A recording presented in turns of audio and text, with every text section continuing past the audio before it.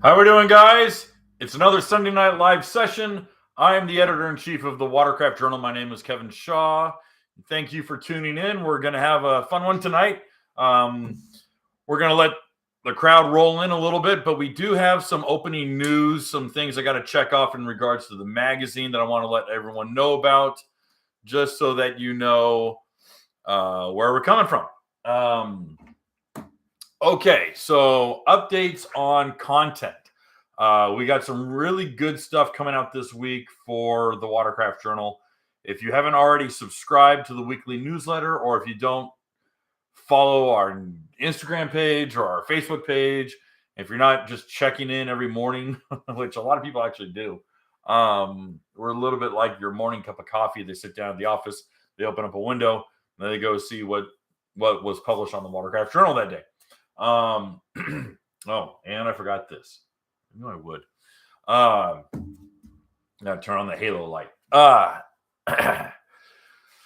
So we got race coverage from the Huntington Beach rounds 3 and 4 of the Jet Jam, and that was a really big event. And I always want to support that event. That is a surf racing. And I mean in the surf, the crashing surf on the beach. Surf racing is still the most challenging, the most impressive level of athleticism that you'll see in personal watercraft, especially stand-ups. And the skill level it takes to be competitive in surf is unmatched. I mean, it really is unmatched. And we had some really good talent out there this past weekend. Not this weekend, obviously, but I will tell you for sure that what we saw last week was just outstanding. And I mean, I grew up watching, Jeff Jacobs and Victor Sheldon and Chris Fischetti out in the surf. And these guys, I mean, the speeds they're going, the technicality of it, it was a good event. So I'm excited for the event coverage that we have. That should be up, I want to say, Wednesday. We've got a really good story on PwC insurance that will be out on Tuesday. So we got some really good stuff coming in that if you haven't already, please subscribe to the newsletter. That's watercraftjournal.com. I put the hyperlink at the top where you guys can sign in. It's a free newsletter. It shows up in your email every Friday morning. And yeah, you really want to check that out, because if you're only subscribing to the YouTube channel, you're not even getting half the content that we put out. So you really need to get onto the newsletter. So that's number one, is some really good articles coming out. We also have some more Jet Jam racing coming out. So that's good news. And I'm still, unfortunately, we missed the first round of Aqua X Racing, and I don't have any coverage for it. And that's just because my two contributors that we had out in Florida, one of them actually had a really good job opportunity, and she's moved on. And the other one, unfortunately, she's up in Georgia, and she simply could not make it. So we are looking for contributors who are in Florida, who are photographers and can do a race recap. Otherwise, we'll have to go without Aqua X coverage, which sucks. So we'd love to have. I kind of want to put the feelers out for any other new contributors. I hate not having the race coverage. That's really how we cut our teeth 9 years ago. So definitely want to get that rolling. Let's see. There was. Oh, yeah. Okay. So video content. Believe it or not, we have the those prototype sponsons from PwC Art that are out of Germany. And thank you, Nate, for the super chat. Putting in my wave runners in the water this week. Very excited to get started. That's awesome. Congratulations. I'm glad you got them. We're going to be touching on a little bit of that in a few minutes. The PWC sponsons video is done. The edit is done. It is on my desktop. We are good to go. But I reached out to the guys at PWC Art and said, okay, the video's ready to go. This was early last week. And they said, please hold on. Please hold on. And I was like, is there a reason why? And they're like, well, the website's not ready. We don't even have a price set. We're not ready to pull the trigger. And I was like, well, I'm not going to sit on this for very long. And they said, oh, okay, well, we'll get back to you. They haven't gotten back to me. There is a big difference between working with European countries and working with American countries. Australia is a lot like dealing with California companies. They're pretty laid back, pretty easygoing, not terribly pushy. East Coast companies are super pushy. Super pushy. You'll get random emails where they're super pissed off all of a sudden. And you're like, what happened? And they're like, never mind. If you don't even know. I'm like, oh my gosh, I'm not dating you. I don't know what the hell your email means. So anyhow, Dylan, thank you for the super chat. Florida companies pretty easy to get along with, but man, European countries, I don't even know how they're in business. Some of them just rattle you. So anyways, we're still waiting on hearing back from the guys at PWC Art. When they are ready to go, that video and article will be live on the Watercraft Journal and here on the YouTube channel. So that video is done. It looks great. Got some good footage and full results. Pretty happy with them. To that same effect, we have the video for a new product from Riva that is also done. And we're waiting for some assets, just like, some really good screenshots. They were going to make some artwork for us and other little things, graphics that we were going to use in the video. Still waiting on that. And basically, they're just kind of like holding on because they don't want to let the content loose, let the video loose, and there not be product ready. So I think they're finalizing. It's an application. It's an application for the Map Tuner X that will really change how shops and dealerships operate. It's pretty cool stuff. Especially for guys who are into tuning, into modifying. You're gonna see a lot of people going really fast, very quickly. So that video's done. I simply can't release it until Dave Bamdis sends me an email going, okay, fire it up. So we got that one. The red jerseys are a week away from what I was told. So I'm just waiting for some final photography to put on the store. We're going to drop the Bimini Blue, the last 8 or 9 Bimini Blue jerseys down by half just so I can clear them out. I won't make any profit off of them. I just want to get them out of the store, get them off the shelf.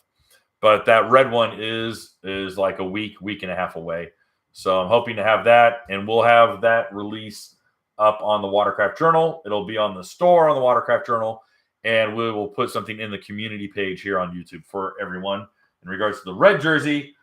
The last video that I got going on, got my giant marker out. That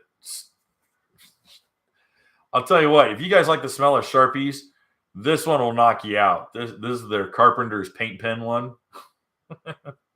And I bought it like a 4-pack of these. So I have one here on my desk and the rest are in the garage. Way too strong. Way too strong. I'm getting high off of these things. The damn Tennessee ride. Everything is there. Everything is turned in. We are in a quick edit of it. We had a total of 40. No.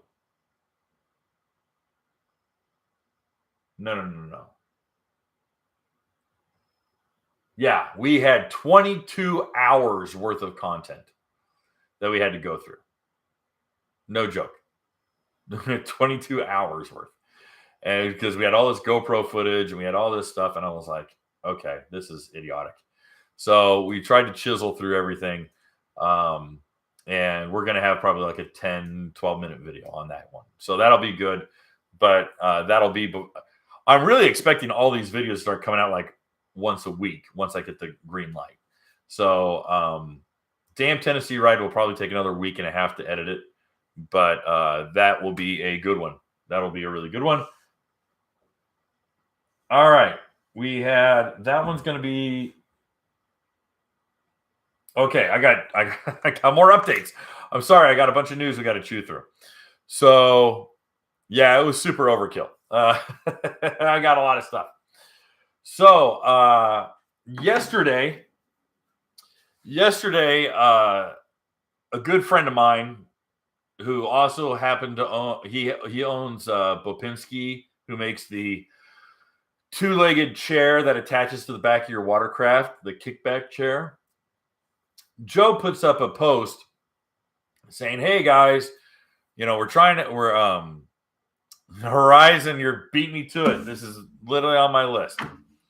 But Joe puts up a post and he goes, "Hey guys, we want to get you equipped for this summer. We got a discount on the chair, blah blah blah. Come and get your Kickback chair." And it's the internet, so a bunch of people come in there and cry about the price or cry about one thing or another because everyone feels that they have to complain when they're on the internet. So, because that's how we've raised our children. Anyways, and it was really funny. These guys were complaining, and I stepped in and I was like, "You guys never put your hands on this thing, have you? Because this is not a Walmart folding chair. This thing's made out of stainless steel and aluminum. I got two of them. All right. And I broke one of the hinges. Being dumb, I did it. It's my fault. I reached out and I said, "Hey, listen, I broke the hinge. I broke the plastic hinge, hinge mount, and I popped out two of the rivets and I broke one of the tubes." And I'm like, "I can drill them out. What do you recommend?" And they sent me the replacement parts. And they're like, "You can repair this. It's stout enough that you can repair it. You can't repair that a cheap $9 folding chair, camping chair from Walmart. You can't repair. You just throw it in the trash. They're garbage. This thing, you can repair." So I went out there with a small drill bit, drilled out I literally just drilled out all the rivets. They sent me the other parts. I put them all in, attached it all, white lithium grease the hinges. It's brand new. It's brand new. I sent him pictures. He goes, "Dude, it looks brand new. You should work for us." I was like, okay. And that's the difference, is that they actually sell something that you can repair. When's the last time you've repaired anything? "No, I'm just going to go buy a new toaster." "Oh, toaster gave out. I got to go buy a new toaster." We don't fix anything. This stupid culture of consumers, we don't know how to fix anything. We just know how to replace it. So I was like, "Hey, the Kickback chair will outlast your ski because you can replace it, and they have parts in stock." And it was funny because one guy started crying about the price of the Kickback chair because when he first started, it was $100. Well, then he's like, "Hey, listen, I got to go up in price, so now it's like $1.75." And people were crying about it, and I stepped in. I go, "Dude, the price for the rack that we use for the long hauler kit went up by 33%. It literally went up 33%. The cost of stainless is up 50%. Do you know that? Do you know that? The cost of just stainless steel is up 50% in this country. Well, we make our racks out of stainless. They're not made out of aluminum. They're out of stainless. Why? Doesn't rust. Okay. And cool PWC stuff is like, hey, I'm sorry, but we're double, we're almost doubling our rack costs. And I was like, oh, all right. So instead of going, of passing that on to you guys, I decided to take a hit. Okay. But we went up $50, $50. Well, guess what my cost is? It's another $125. So I'm eating $75 of profit. But you have people who bitch and complain and they go, well, you charge so much money. I could go to Walmart. I'm like, go to Walmart. Go make a PVC pipe rack. Go do it and see how well it holds up when you get in the shit. They don't. And any guy who says it does isn't putting any weight in it. And he's not putting 70 pounds of fuel in the back on a plastic PVC rack and then going out in the ocean. They're not. And if they say they are, they're lying to you. And if he says, well, Kevin doesn't know what he's talking about, I'll call him a liar to his face. Because I've seen him scatter. Seen him just go, boom. They fall apart. It looks like Tom and Jerry when he gets, catches on fire and he's made out of ash and he goes, poof. All right. That's what those things are. I built a rack. I designed a rack and a fuel system that just goes, it holds. All right. You can pick up the damn ski by the rack. You probably heard it, but I'm telling you. So I mean, that's bad news. All right. It's bad news, but I had to raise the price by $50, and why did I raise the price by $50? Because now I'm paying $125 extra for the kit. So I'm eating $75. I'm not saying yay me, but I'm saying congratulations. Welcome to the current market. All right. 2 more updates. I go out next week. Next week, I'm doing the Cowie ride. It'll take us about a week and a half to get the videos out. I'm hoping to have our partnership video that we did with JD's Waterworld ready while I'm gone so it can go out. Dylan, I'm going to get to your super chat question in just a second. Thank you very much. But yeah, they want me to cram all 3 reviews in like a 5-hour time span. I mean, that's not writing time. That's me just taking video. So I'm not tickled, but it is what it is. Beggars can't be choosers. And I'm very surprised who they did invite versus who they didn't invite. There are some major people that should have been there, and they're not going to be there. All right, last bit of news. I will finally, in the next 3 or 4 weeks, get a 2022 GTX Limited 300. Here's the catch.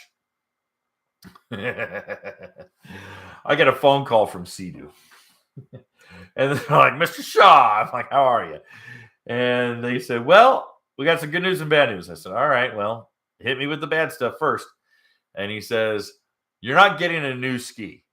And I said, oh, well, that was part of the contract. And they said, no, you're getting a ski. It's just not new. I was like, all right, I'm fine. What's the story? And they said, this is the GTX Limited 300 that we use for all of our photo shoots. And he says, this is the ski that we've had running for a year. And I was like, oh, okay. So it's got lots of hours on it. He goes, oh, yeah, it's got lots of hours on it. And I said, okay, well, it's well maintained. I got no problem with that. He goes, it's a little rough because it's been used. I was like, okay. He goes, so just, don't get too excited. I said, that's fine. And he says, it is a prototype, which means typically they have to demolish prototypes. But I was told, and I can't believe it, there's a guy out of Canada, and he goes, I'm in with a dealership that has sold 2 prototype skis. I'm like, no way. No way. They have different VIN numbers. And he says, Kevin, these have VINs and they have prototype stickers on them. And he put up pictures. And I'm like, I can't argue with that. I can't argue with evidence. So I was like, okay, 10-4. That sounds great. So, yeah, I got to go up and I got to give them the RXPX and come home with the GTX. I will be hopefully riding that GTX at the fall mud bug. We need to plan out a late June ride, and that was the last thing I was going to talk to you guys about, was a June ride. And I don't have any routes, and I don't really have anything planned. So, yeah, I'm going to take everything off. Jason, I'm going to take everything off the PX and put it right on the GTX. Catch can, sponsons, and scom. I mean, it'll be like a week. I'll have that ski for a week and be like, because I don't have to break it in. I don't do anything. I mean, it's already got the lifetime maps all, I got the map all set up. I got all that jazz. So that ski is done. She's well loved. I'm getting the town bicycle on that one. So they'll appreciate that. You know what? I'm not drilling holes in the stinking thing. I'm not taking a hole saw to the ski. And that's what happens. But anyhow, guys, I am I'm really open for a late June route. And the type of riding I do is not, let's go do some fooly fart around a lake for 3 hours. I'm not interested in that. If you have a route that requires me to bring extra fuel, then you're like, we're going to get some mileage in today. It's a 1-day ride. I'm not doing a 3-day, 1,000-mile excursion. I'm not interested in that either. All right. I have too much stuff to do.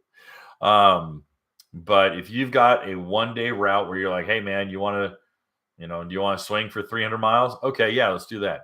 You want to do 350 miles? Let's do it. Okay. But I'm not doing donuts on a lake for 3 hours. I'm not, I don't want to go look at pretty vistas. That's what a club does. And the kind of ride I want to do is endurance rides.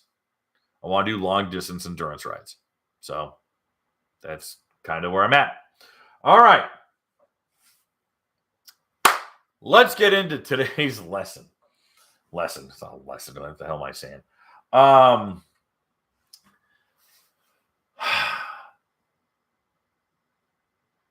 I get about,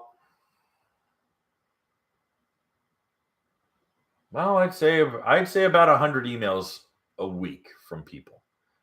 Private messages, emails, questions, text messages, stuff that the social media guys pass to me going, hey, you should probably look at this. Okay.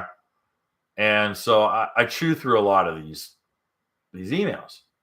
And I'm happy to do it. I mean, it's fine. I mean, that's, people are like, hey, I typically do not give advice when people are like, what ski should I buy? I'm like, you shouldn't buy anything. Well, what do you mean? I'm like, you haven't done any forethought. If you're coming to me asking me what kind of ski I should buy,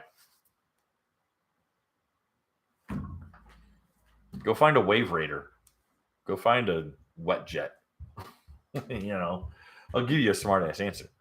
But if you come to me and you've made a tentative decision, you go, hey, listen, I want to do my due diligence. I'm trying to do some homework. I realize I'm on a total Dutch angle. I'm like a 1960s Batman episode. You notice that? The camera is totally crooked.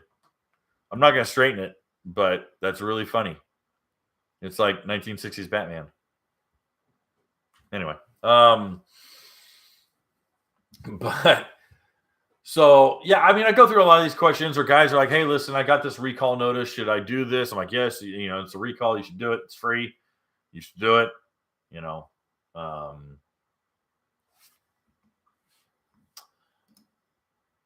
Oops. Brian, I'm sorry. I pushed the wrong button.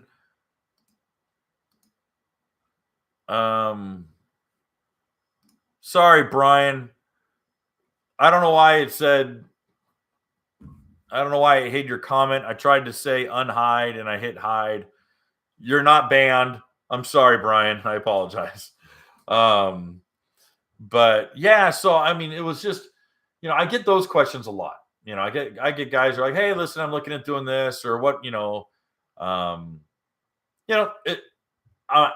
happy to do that. Well, right now, a lot of people are hitting me up and they're asking, they're like, I feel kind of weird, but should I be asking the jet ski guy about financial decisions? Yeah, sorry, Brian. I saw him, smart mule. Smart ass. But they're coming to me going like, hey, what are you seeing industry wise? And there's a lot to be said. And it's hard for me to make these kind of weird predictions and sit there and go like, ooh, well, let me tell you what stocks to invest in. But right now, things are not good in the jet ski industry. And dealers like, no, man, we're selling every ski we got. I'm like, yeah. And you're getting 30%, 40%, 50% of the skis that you wanted. All right. And people are banging on their front doors going, where the hell is my Wave Runner? Where the hell is my jet ski? Where the hell is this?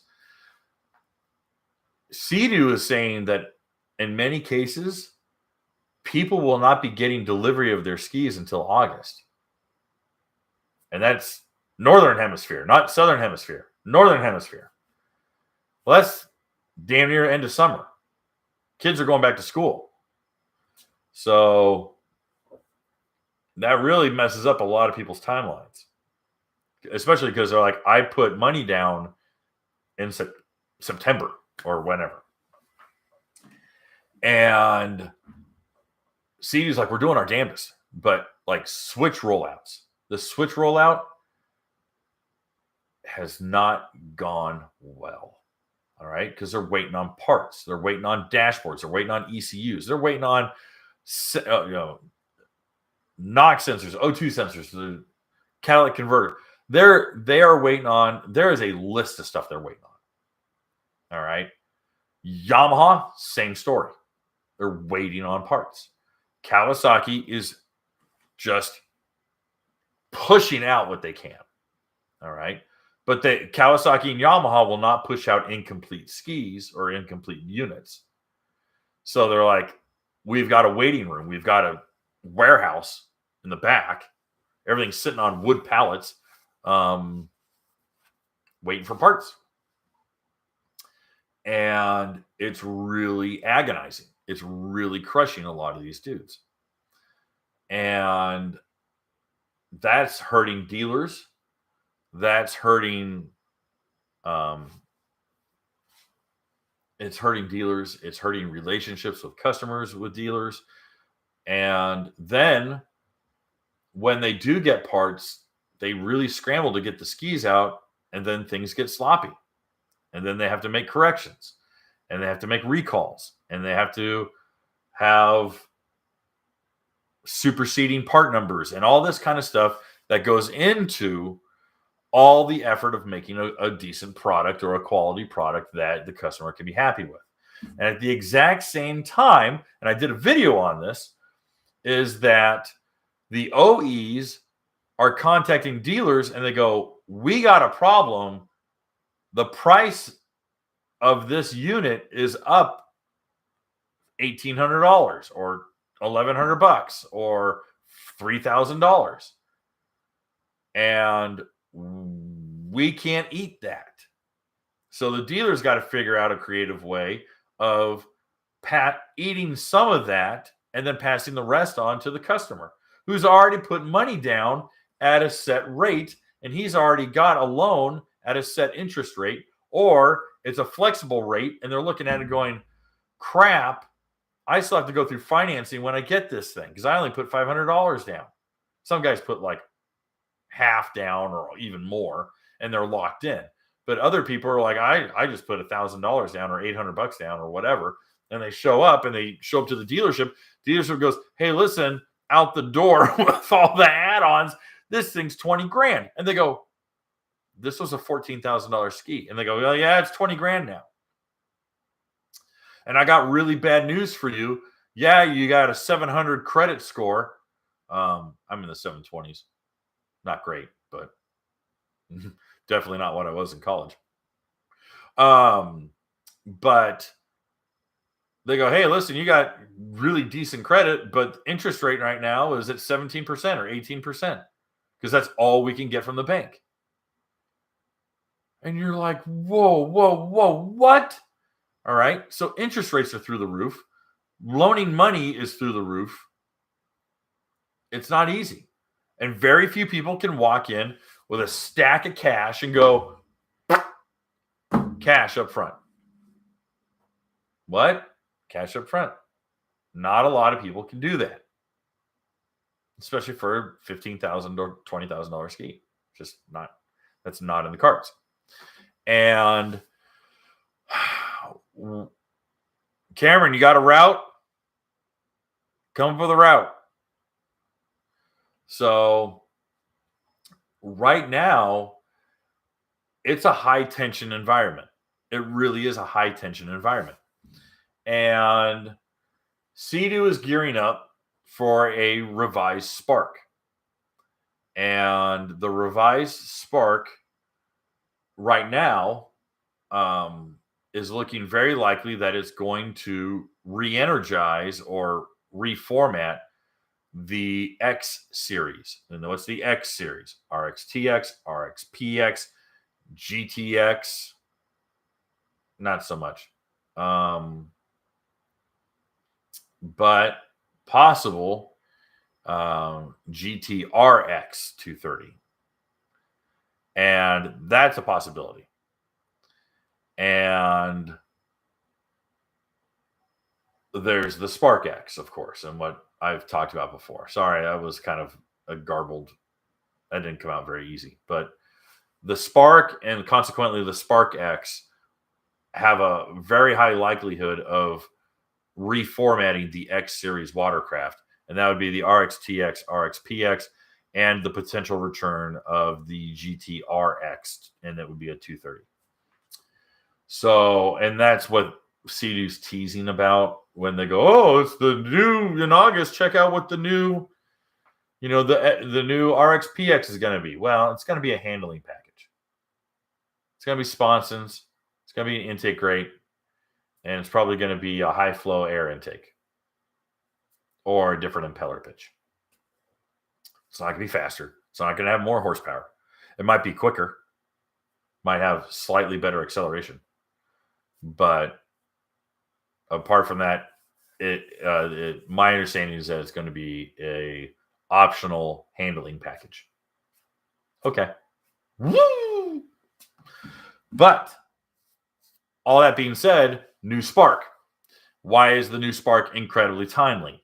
Because we are experiencing the exact same economic trouble that we did when the Spark first showed up in 2013. It was a 2014 model. But 9 years later, here we are again, not learning from our mistakes from 9 years ago. And,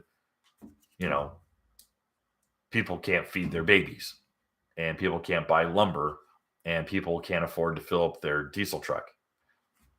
So, maybe one day we'll actually, learn to stop voting for the people who hate you. Anyhow, so product is coming out very slowly, and the slow rollout of product is actually starting to chase people away. People are going, you know what, man?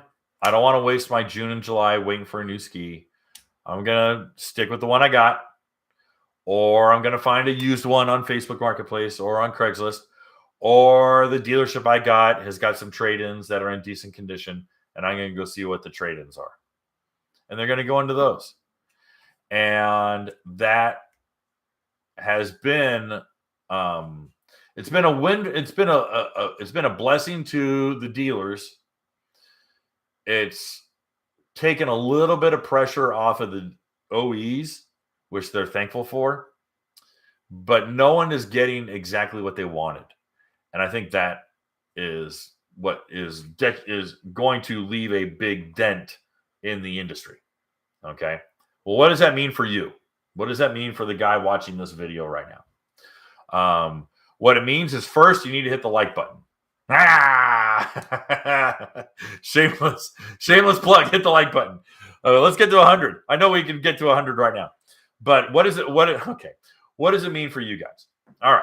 Well, most people here watching this don't have a new whiz bang, don't have a new 2022. Most of you don't. You got a 20, you got a 22, you got a 2020, you got a 21, you got a 19, you got an 18. You know, maybe you got a 2014 that you've got a bunch of hours on and you're very happy with, but you're like, yeah, maybe I want something new. The reality is that behaviorally, all statistics show that people hang on to a ski for anywhere from 3 to 5 years. And that is just kind of the statistic, is that most watercraft owners hang on to a ski for 3 to 5 years. And they grow bored of it, or they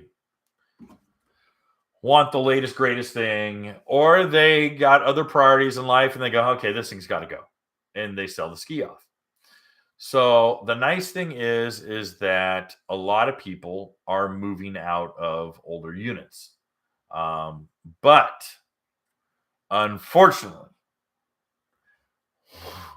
what our market looks like is that a 2013 Ultra 300 is now going for the cost of what a 310 would go for a year ago. And you're like, oh, well, crap. What gives? And you're like, what gives is that the demand is still up and your buying power is less. So your dollar gets you less than what you could have gotten a year and a half ago, 2 years ago. That's where we're sitting. Okay. I did the whole thing with the Dr. Pepper. I'm like, this is pennies worth of material right here that used to cost us 50 cents in a vending machine when we were in high school is now $1 in a vending machine. Okay. That can of sugar water is now double the cost it was 20, 30 years ago. Why? Because your dollar buys you less. It's not because that is more expensive or it's more rare or suddenly everyone wants to drink that Dr. Pepper. It's because your dollar means less. It's how economics work. Can't believe I keep teaching economics in this thing. So, where do you go from here?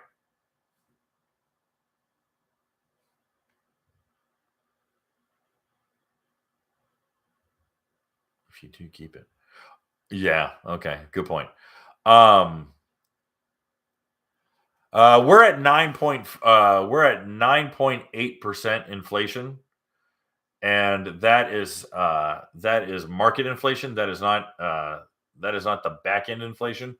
And that back end inflation number is closer to 14%. It's like 13, I think it was like 13.4. So that's pretty ugly. And then most people who get pay raises get like a 2% raise or a 5% raise. That's what, and Cameron, you're exactly right. So you're never going to keep up with what is happening right now with the value of the dollar. You could be the best employee at your company. The boss is like, I don't want you to leave, but I can only give you a 4% raise.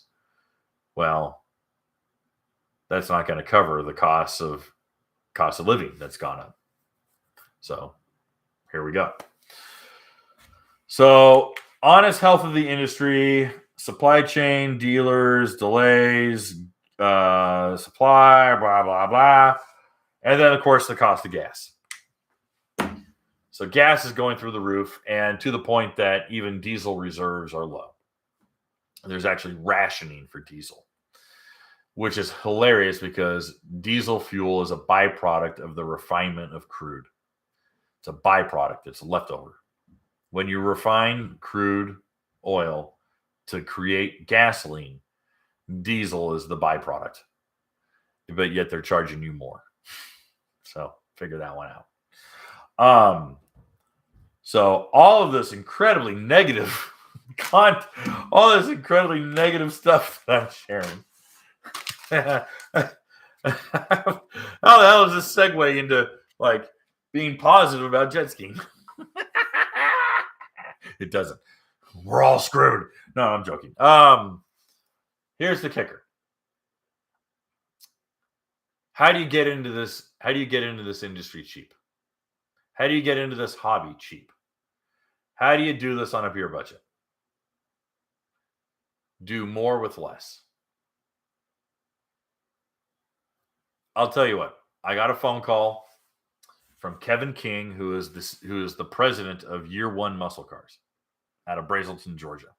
Because we run a Mopar magazine. We run a car magazine. We're the largest digital Mopar magazine. It's called Mopar Connection Magazine, and they are one of our major advertisers. And Kevin calls me up, and I have to let you know is that the owner of Year One is sitting on a double trailer with like a 2003 Ultra 150. No, it's a 2000.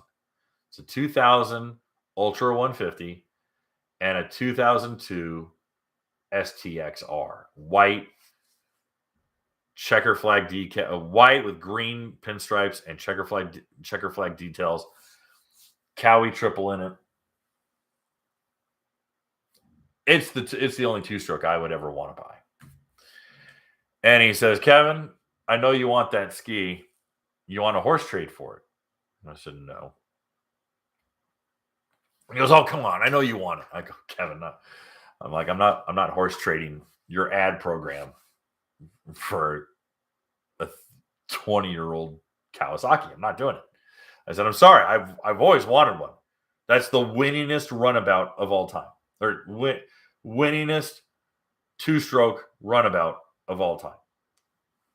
More records were set on that ski by more top-tier athletes for 4 years straight, 5 years straight than any other runabout. Two-stroke runabout.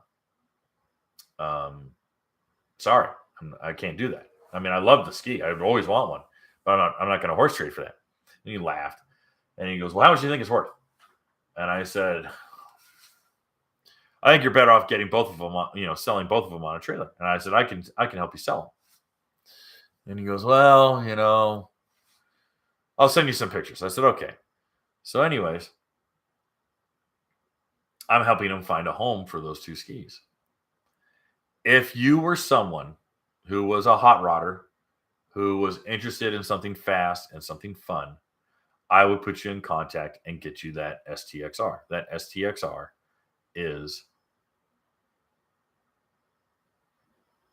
it's enough that it wows me. I mean, I'm literally lost for words. It's one of those skis that it's literally Dustin Farthing's favorite runabout. Dustin Farthing of all time, of all the skis that he raced, he goes STXR. He goes, if I had to pick one, it would be 2001, 2002, 2003 STXR. Hands down. Hands down. And I agree. I 100% agree. I mean, Craig Warner, McCluggage, Matsura's raced one. And Mott's a stand-up guy. And Mott's was on one of those. Fischetti, Nicholas Rios. Oh, guy. Rios was on one. God, who else? It was a who's who on that ski. It's who's who. It's freaking, yeah. You ain't cool unless you've ridden STXR. So, my thinking is for a lot of people, a lot of advice, I'm like, hey, listen, are you technically savvy? Yes, no. Yes, get a two-stroke. Where do you live? California. Don't get a two-stroke.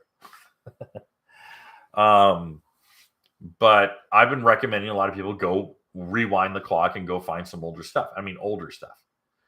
Thankfully, there's parts. Thankfully, there's an aftermarket. Early four-stroke Sea-Doos, Vortex Sea-Doos. Dude, there's so much product out there. There's so much product. You're like, oh, this thing got waterlogged. Doesn't matter. we can put you in contact with people to get you running.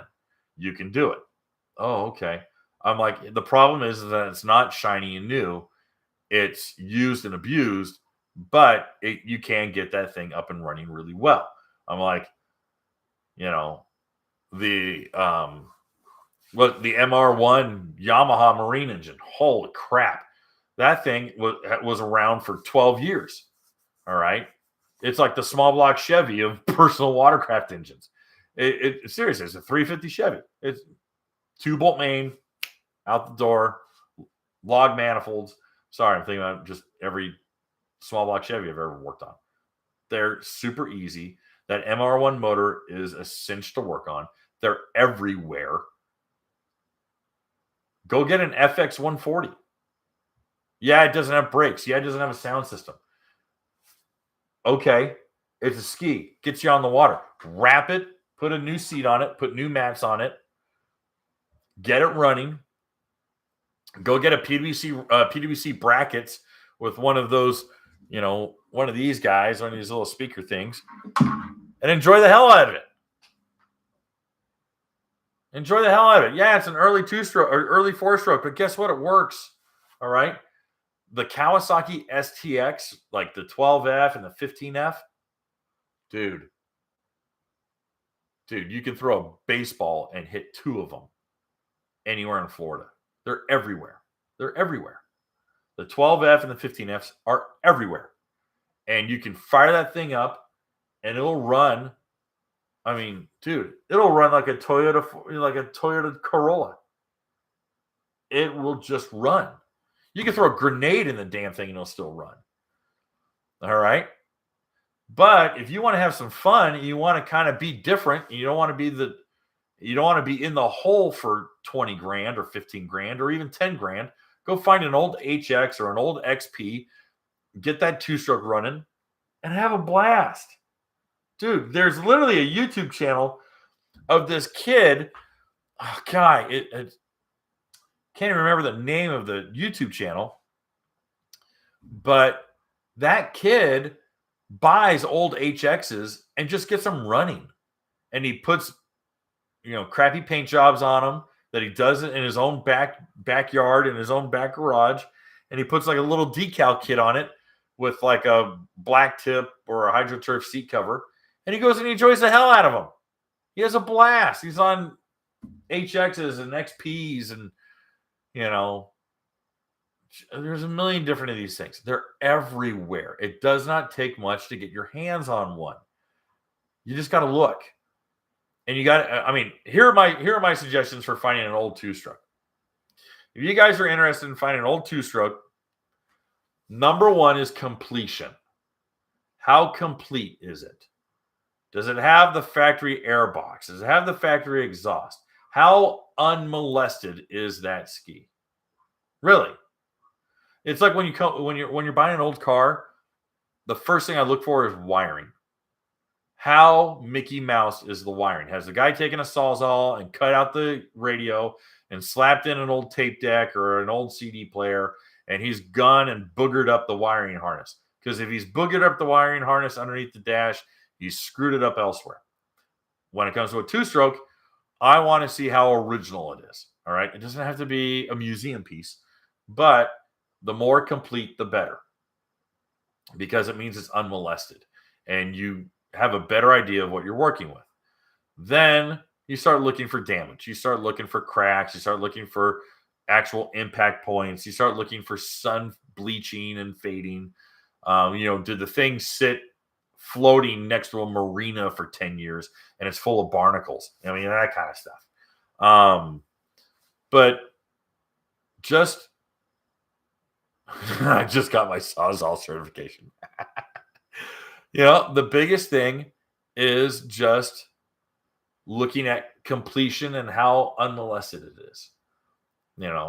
Because if the guy went and hot rodded it and started cutting it up or started messing with it, okay, well, you got someone else's project now. You got someone else's problem. But if it's just a ski that the kids used and mom and dad towed a raft with Junior on the back, then you're like, listen, this thing is nice and easy. It just needs some TLC and I can go and enjoy it. Okay, great. Okay, great. Yeah, it's a 2-stroke, but it gets you on the water this summer, gets you going. So I haven't even really gotten into the topic at hand. Guys, can we get the likes to 100? Let's get the likes to 100. So the question arises, with all the labor and all the effort and all the chores that goes into being in personal watercraft today, why are we doing this? Why are we spending our money doing this? Money's tight, food's tight, supplies are tight. Why are we doing this? And there's a litany of reasons. All right. I had a very good conversation with a good friend of mine who is he's a motorcycle instructor, hardcore motorcycle enthusiast. And to the point that he got T-boned on a Harley, and he's my age. We graduated high school together. And they had to put him back together with lag screws. I mean, he looks like an erector set. He's a mess. The hardware holding his pelvis together is substantial. But he still rides. And he got right back on his motorcycle. And his wife, they divorced. I mean, and that was part of the reasons. That was part of the reason. Was she goes, I can't live. He was in the hospital for a year, being put back together and learning how to walk again. And she goes, I can't live through that. And he goes, I can't not ride. I can't not ride. I have to ride my motorcycle or a motorcycle. And that was something that she couldn't understand. And I find people who have that same kind of emotional connection with an old car. It might be like the car that they built with their dad, or it was their high school car, or it was their grandpa's old pickup truck that, grandpa raised me, and every summer I'd go out to his farm and we rode around in that old Ford F-150. Okay, cool. And there's an emotional connection there. I have never found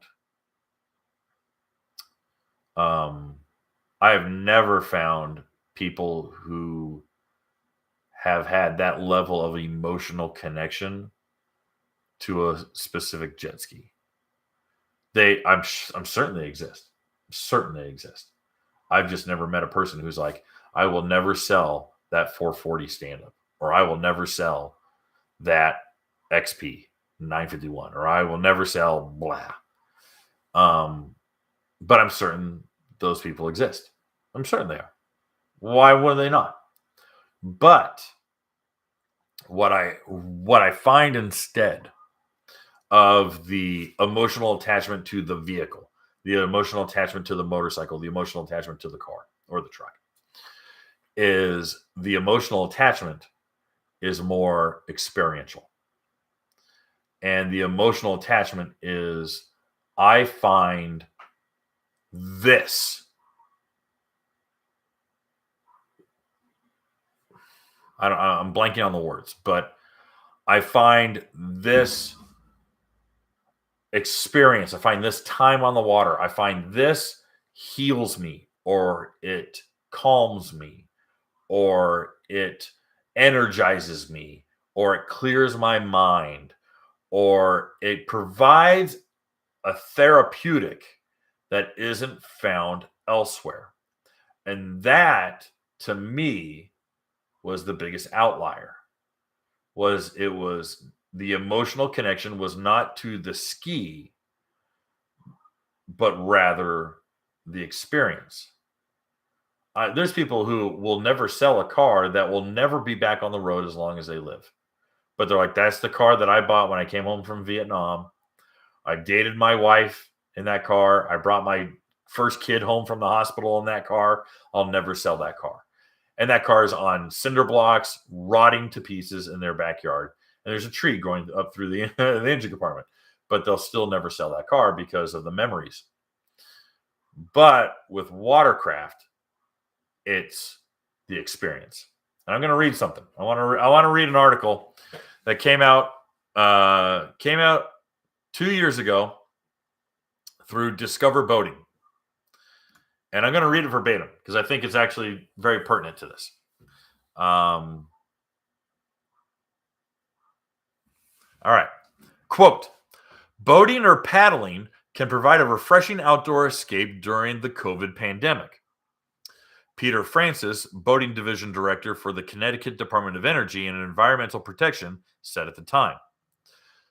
According to the research released in 2020 by the journal Frontiers in Psychology, as little as 10 minutes of being in a nature can, which I think is a funny phrasing, but as little as 10 minutes of being in nature can have a positive effect. Compared to people in urban settings near things like traffic, people in natural settings saw a decrease in heart rate, cortisol levels, blood pressure, and more.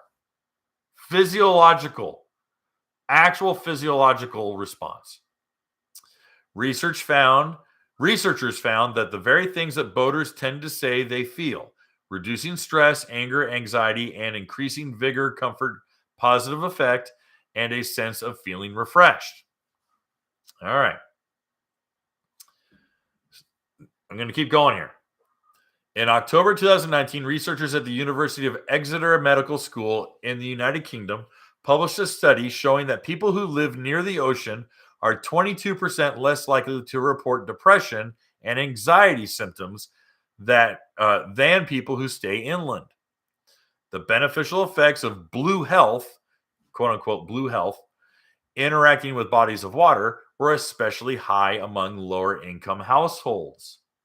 Interesting. The British study followed a Canadian study in 2018 showing that people living closer to the water lower their risk of mortality as low as 17%. The protective effects of being near bodies of water were especially noteworthy among women and older adults. In fact, just the sounds of bodies of water can help reduce stress, according to a 2013 study. Get yourself within earshot of a lake, river, or ocean, and you can immediately feel better. And here's my favorite one. I'm going to finish with this one.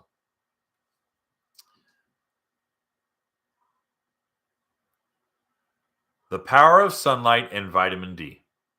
In late April 2020, during the midst of the coronavirus pandemic, the Department of Homeland Security also released a study related to the life cycle of the virus on non-living surfaces. The study detailed the anticipated times the virus can survive on surfaces given variation in temperature, humidity, and exposure to sunlight. In the end, the results concluded that the virus would die in approximately 2 minutes at a temperature above 70 degrees Fahrenheit with relative humidity at 80% and direct exposure to sunlight, which is good news for boaters, particularly those interested in alternatives to boat ownership like boat rentals, peer-to-peer boat sharing, and boat clubs. This type of science shows that any concerns about exposure from prior renters, in addition to new cleaning guidelines, boat clubs and boat rentals are following should be minimal if you want to rent a boat. So the science is clear. Boating is good for your health and mind. Get out there as soon as you can. Interesting. What was, besides obesity, the number one shared attribute or ailment of people with severe COVID symptoms? Was low vitamin D. Low vitamin D across the board.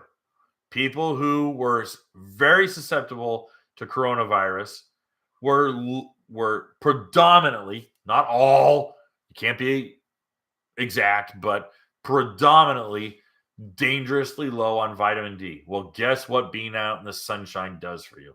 Your body produces vitamin D. All right? Guys, the science is there behind it. It's good for your soul. It's physiologically good for your body. All right? We live in stressful times. Yeah. You don't have bears coming through your backyard unless you live in Lake Tahoe. All right? But you don't have wild animals creeping into your house at night and snatching your babies and running back out into the outback. Dingo stole my baby. But we are constantly in a fight or flight situation. The cortisol levels surging through our brains because of stress, and the dopamine that we get pumped into our heads artificially through social media. People liked my post. People watched my video. They give me lots of thumbs up. Give me 100 thumbs ups. Come on, get it to 100. I need the dopamine. Give me the dopamine. All right. But all of that is to be said that suddenly being out on the water, one of the things in the article was your brain chemistry actually finds equilibrium out on the water. Your brain chemistry actually begins to balance the equilibrium. What is the only other thing that does that, that naturally balances your equilibrium, is about an hour's worth of daily meditation. If you participate in daily meditation for an hour, you will have the same effect of being on the water for a half hour. I'm not joking. It's literally in that psychology report. It was all there. Okay. You are practicing good mental health, being out on the water and just doing figure eights and farting around with your friends. Okay.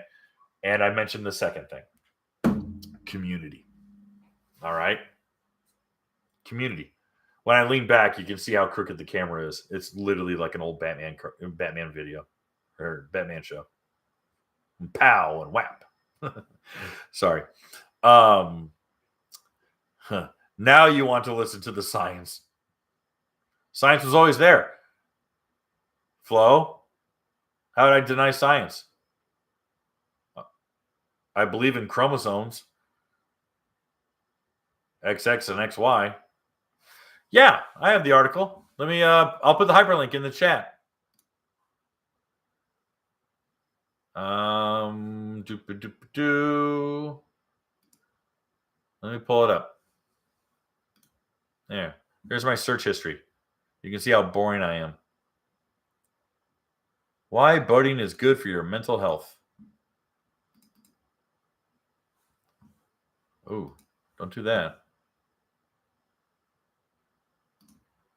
Open in new tab. Well, that's a different one. That's not the one I wanted.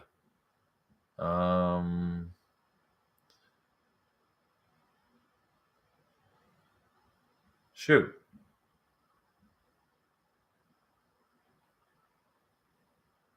All right, well, I'll just go to my... Sorry, guys. Discover boating. Here it is. So now you can tell your wife. You're like, see, honey, we have to have a boat. Okay. Whoa! What was that? What the heck happened there? That was crazy. Open. Copy. Paste. There it is. Okay. Sorry about that. That was weird. I need more mental health days to go jet skiing. Good. Tell them the redhead told you to do so. But, and here's the second one. This one was just, this was more.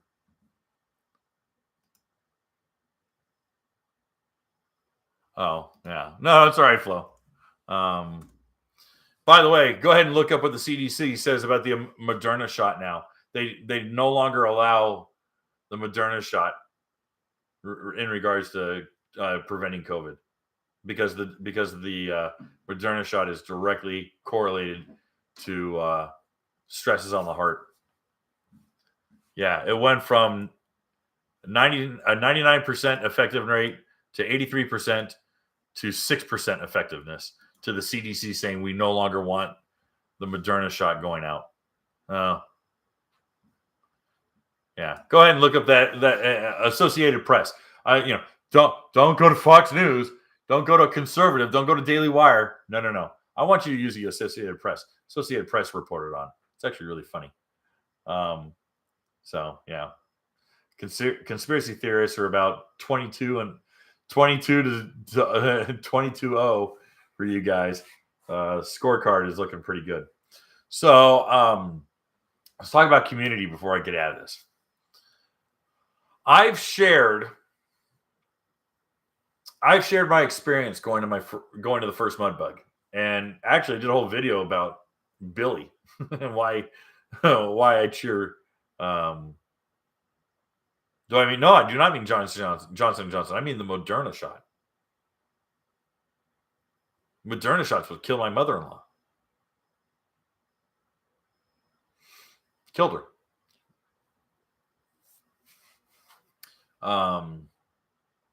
But the community of personal watercraft is like really the community that you find in anything else. Thank you, KR. Oh my gosh, we had a super chat that I totally breezed over. Oh no, I never got back to this one from Dylan. Dylan Joyce writes, messed up first time, LOL, but did the 10-hour oil change on RXPX you recommended, and wow, how dirty it was. Glad I did it. Thanks for the content. My pleasure. Again, it's not because the oil itself is breaking apart and it's losing its bonding, it's losing its adhesion, it's losing its viscosity. That's not the case. All right. The oil, the XPS oil is still technically good. What I'm concerned with and why I recommend a 10-hour oil change. And it's only once. You can be 50 hours, or 100 hours, or whatever the hell you want to do. But it's that first 10 hours. And why? Because the break-in process is literally honing. It's fine honing the plasma coating in those cylinders. It is shaving off all those rough edges and all those unrefined, unpolished edges off of the rings. It's clearancing bearings. It is literally shaving. It's shaving off all those tiny little sharp edges. And that all goes into your oil. And it's all microscopic. It's all ground. It's not big chunks of metal. It's not metal shavings. You're not going to pull the oil out and see glitter. All right. But it's going to be a lot of blow by because those rings have not seated. All right. And you're breaking in that engine. The break-in process exists for a reason. Okay. Because the tolerances within the Sea-Doo are very loose. They are. So, anywho's it. But what I wanted to really touch on, jet ski clubs, jet ski groups, you're going to find like-minded people. And I've talked about this before. You're going to find like-minded people.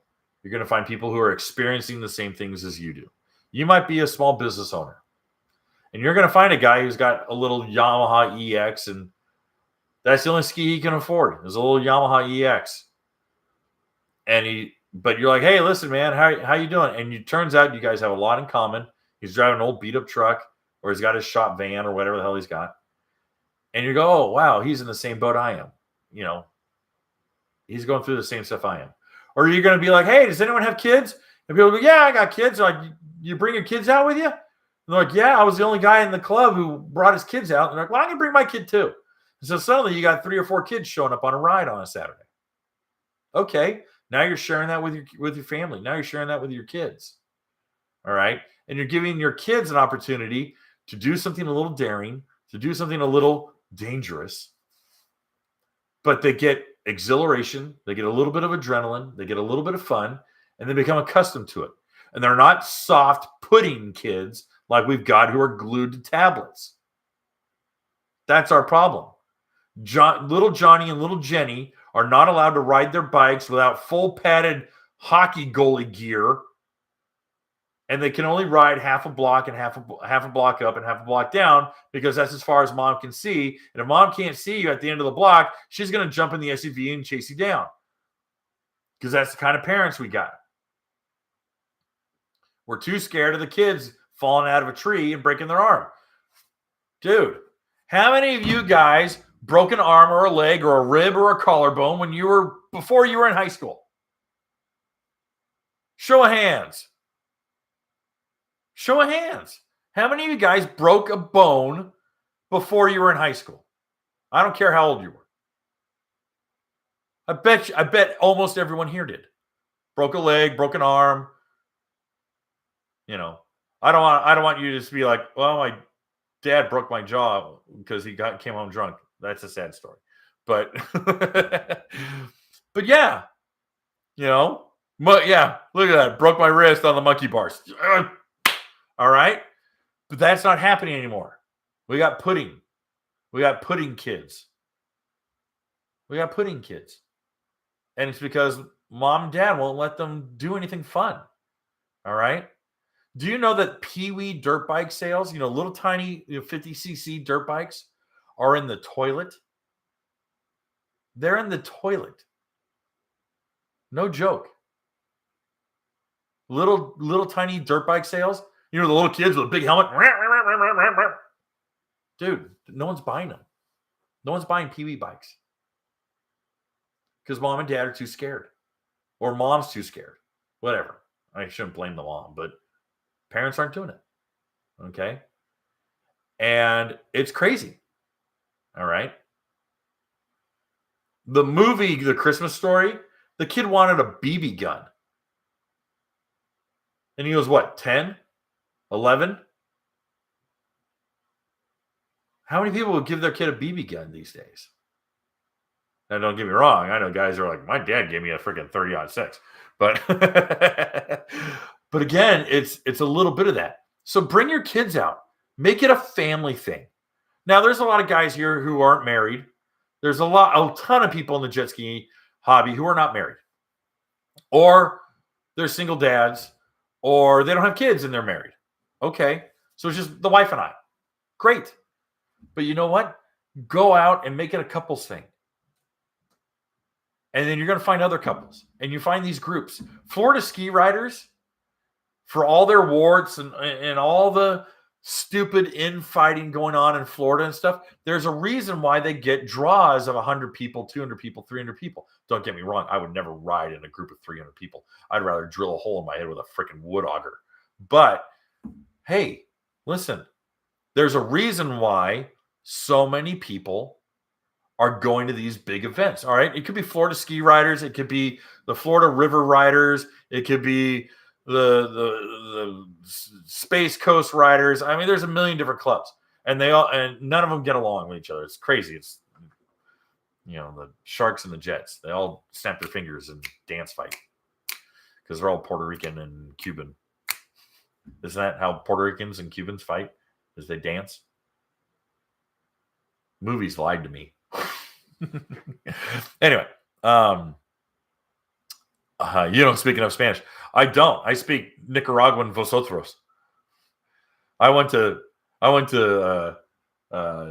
Decatur, Alabama to learn English. That's going to Nicaragua to learn Spanish. Oye, no me moleste, bo. ¿Cómo está? Ahí, mano mío. Yeah, that's Nicaragua. Oof. Pretty rough. But again, I think Ro Gringo. Yeah. Well, they would yell at me. They're like, "Hey, Rojito," and I'm like, "Okay, thanks. Yeah, great, that's fun." But yeah, yo soy americano. But I'll tell you the community thing, and I have found more friendships. I mean, I'll tell you what, I'm doing the Hot Rod Power Tour this June. My oldest daughter, Morgan, was going with me to Morgan City for the Mud Bug for years. And that was kind of a fun thing. Her name was Morgan. We went to Morgan City. She'd take a picture in front of the town, the sign. But last year, she went to girls' camp. She wanted to go with her friends to go to girls' camp. Okay, great. So I took my middle daughter, Natalie. And all Natalie heard prior to going to Mudbug was, "Oh man, it's so much fun." And we go to all, the older sister was telling her stories of dad going, on these rides. And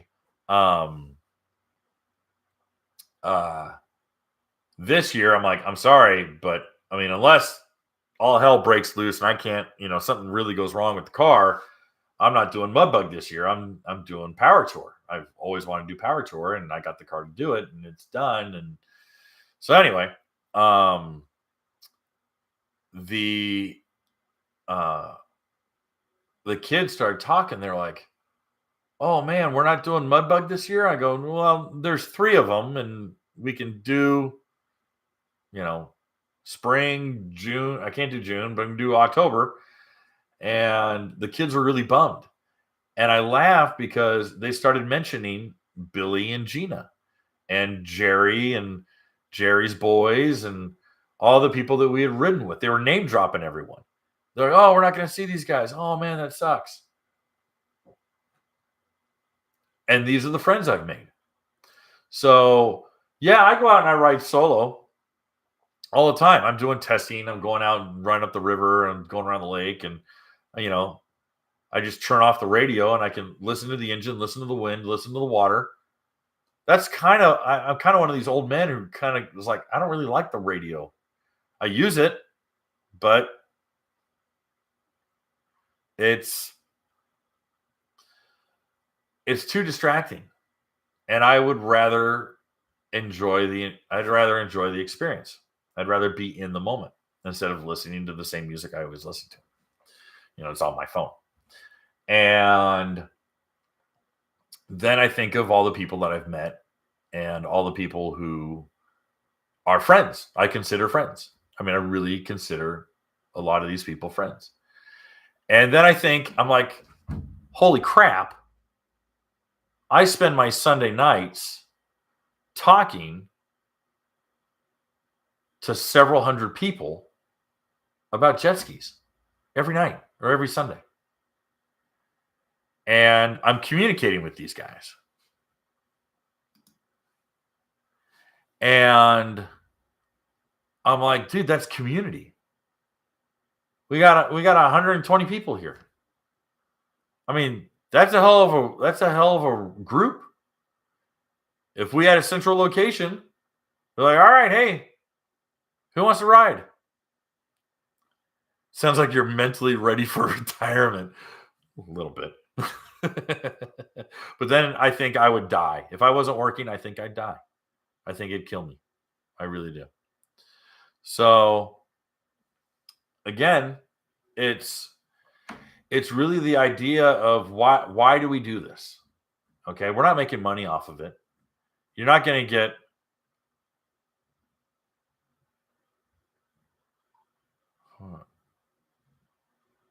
jet ski beefing. I don't.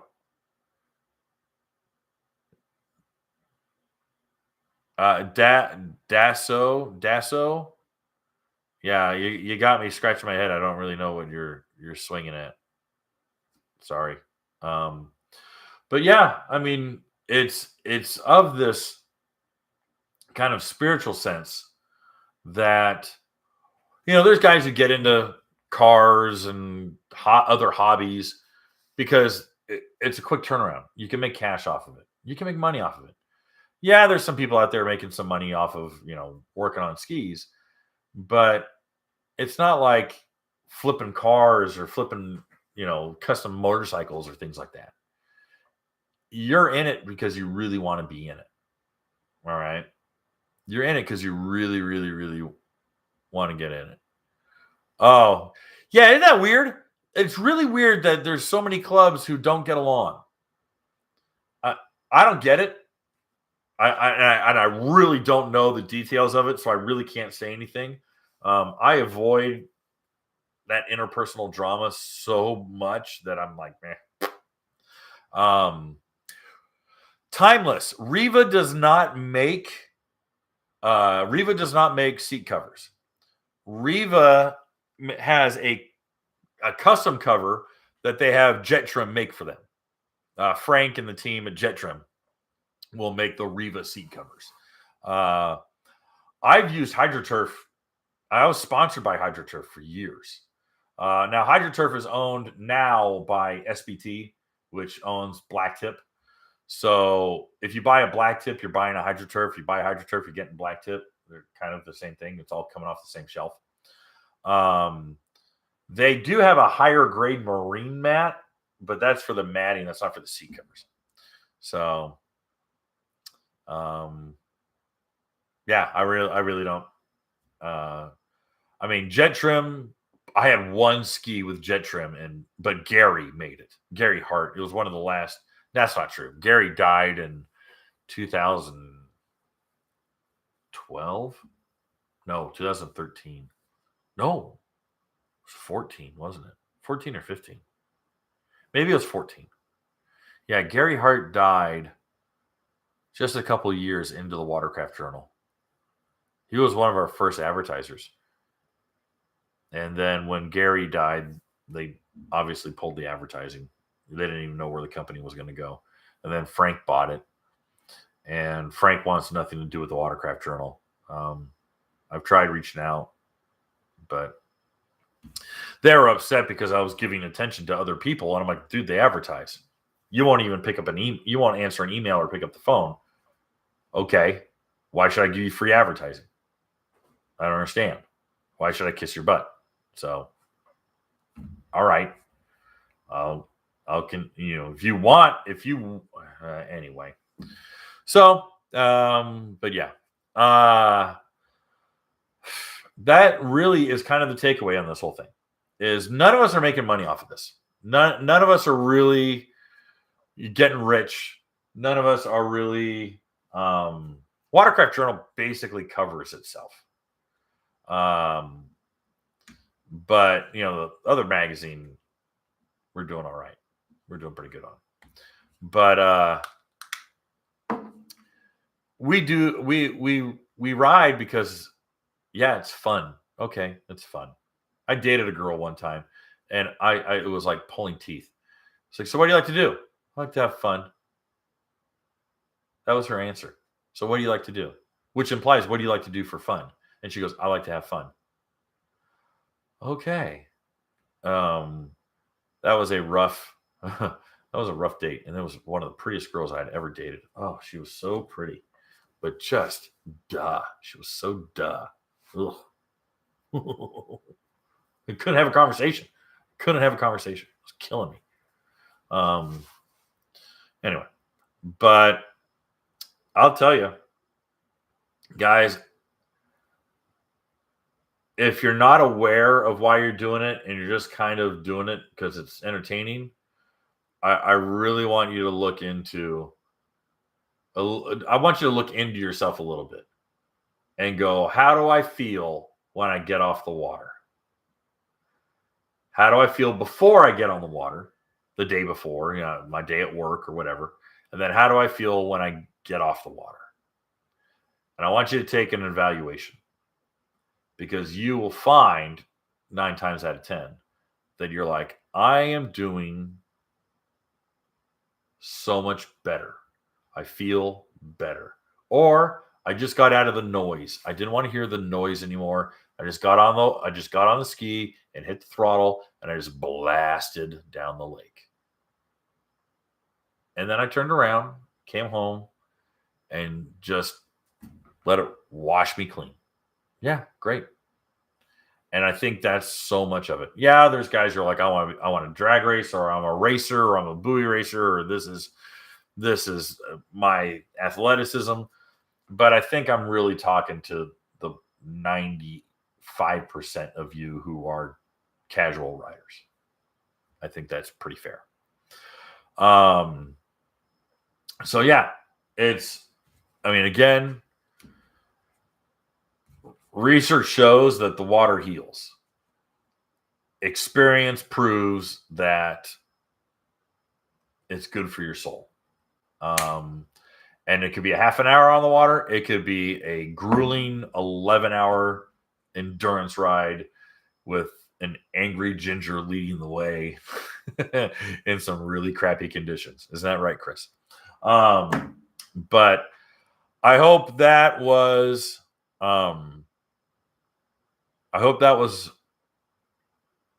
edifying. I hope that I didn't see any other super chats. So I'm gonna check out. It's been an hour and 25, which is easily half an hour longer than I thought this was gonna go. So femur. Oh, guys. I'm sorry, I'm seeing everyone's broken bones.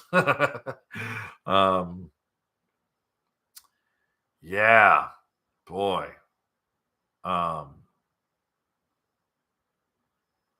We got some good videos coming up again. For those who missed the beginning, we got some really good videos coming out that are actually original content that isn't just me talking. And no, it was not Peter Johnson. Peter wrote, I think Jerry Gaddis's original Green Hulk was an STXR, if memory serves right. No, it was a 2004 RX P215. That was the Green Hulk that was his two boys named. And Greg is now effectively taking over Green Hulk. He's not so much over the moderation of the forum, but he is doing all of the custom customer builds, doing stuff for customers, as well as the YouTube channel. And he's also doing a lot of product testing, which is resulting in thread posts that, hey, we checked out this, this new part from Riva. Here's our before and after. There's the results. So they're still testing parts and product. All right, guys, if there's no other super chats, I think I lost my right kidney when someone turned into my Yamaha R1. Wasn't even speeding. Jeff, oh, dude, that sucks. Oh, that sucks. Man. Broke a tibia and fibia, both in a motorcycle accident when I was 17. Okay, you guys are... Oof. All right, well, this was fun. Again, please make sure to subscribe to the Watercraft Journal newsletter if you're not already. If you haven't subscribed to the YouTube channel, please hit the subscription for the YouTube channel, of course. I mean, like our viewership is killer, but our subscriber is like, I think it's like 24% of our total views. It's really low. So anyway, but yeah, guys, it doesn't cost you nothing. I don't charge for any of this. I give it away for free. Just giving it away for free. All right. Well, thanks again, guys. Really appreciate it. If you have any other questions or you have super chats or anything like that, you can always just email me at info@watercraftjournal.com. And we'll be putting out new content. We got some really good stuff coming in. And we will wish you a good week.